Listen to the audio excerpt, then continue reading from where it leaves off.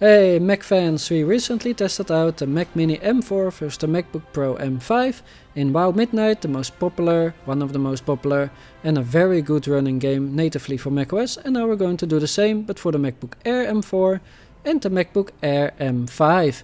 I've got the Air 30-inch M5 with 10 cores. First let's have a look at the CPU situation with the M3, the best x86 CPU, the M4 and of course the M5, which is a lot better.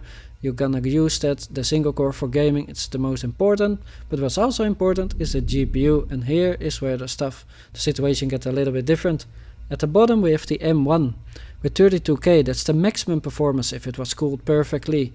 Then we have the M4 8-core, that's in the 13-inch MacBook Air with 47K, almost 48, if perfectly cooled, but it's not, it is Air. So the M4 8-core H, the H stands for hot.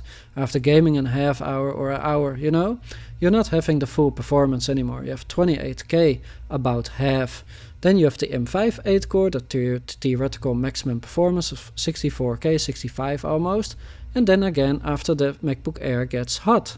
Same for the 10-core, 75K, but if it gets hot, like this one, it's 34K, so you're getting 45% of the full performance of an M2 10-core chip. A little bit more than the 8-core, but still a lot less than, you know, the MacBook Pro.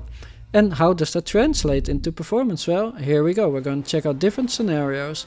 We're going to start off with Silvermoon and just fly around a little bit here. Of course, we have the same settings, I'll show you in a sec. But first, let's fly around to Lake City and you can see the difference. It's not really a lot. It gets a little bit better, but it's also stuff like this where it's not really a lot better. And that's because of heat. First, the settings that I promised. It's running on the same settings, same resolution, everything same. So what you see here on the M5 is exactly the same on the M4. And it's these settings, you can use them if you like it. I personally play on the Mac Mini much higher because it cools better, but here we have it. And zone outside of Lake City, and we can see the difference: 40, 49, 46 FPS on the M4 on the left, and 60, a little bit under 60 for the M5 here, 43.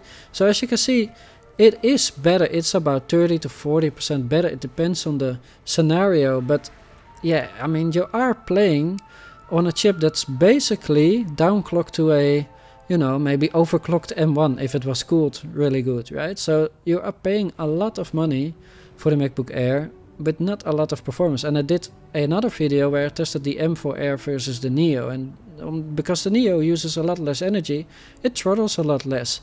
And it's not as fast as the M4, but it's really close, and it's a lot cheaper. So you gotta keep that in mind. If you're really a snob and need the 60 FPS, then yeah, the M5 Air is gonna give you that a lot more, but still the settings are really low. You can see a lot of pop-in happening. I mean, it's 4 out of 10, and it's not actual 1080p, right? It's the laptop monitor is just not wide enough for that, so 1600 by 1080 or something like that.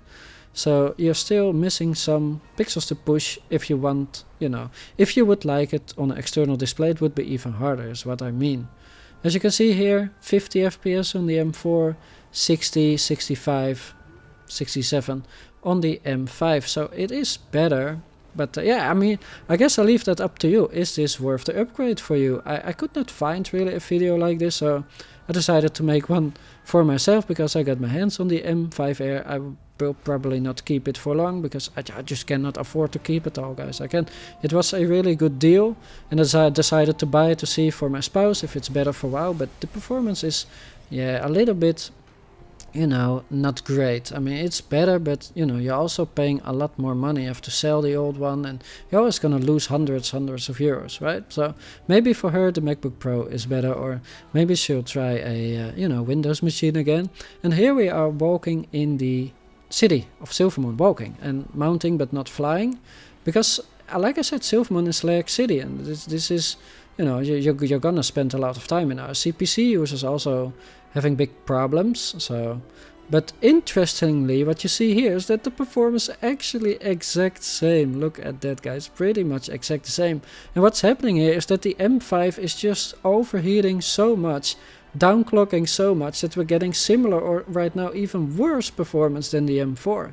Simply because it has 2 less cores and it uses less energy. The M5 uses like 7 or 10 watts more, and it's just, you know, it's the same MacBook Air. There's still no fan, it's the same thin design, which is great for web browsing and stuff, but, you know, we have the MacBook Neo now for that, so it needs, in my opinion, a new identity. It needs a gaming identity, right? I'm a gaming channel, so I'm always gonna go for that. Guys, let me know what you thought about this. Is this worth the upgrade for you? Have you decided? Did it help? Are you gonna stay with your M4? Or maybe you're gonna get the M4 in a discount and say, those few frames doesn't matter to me. Or maybe you're a snob like me and think, you know what, I'm gonna go for the M5. Let me know, check out the channel, and I'll see you in the next benchmark.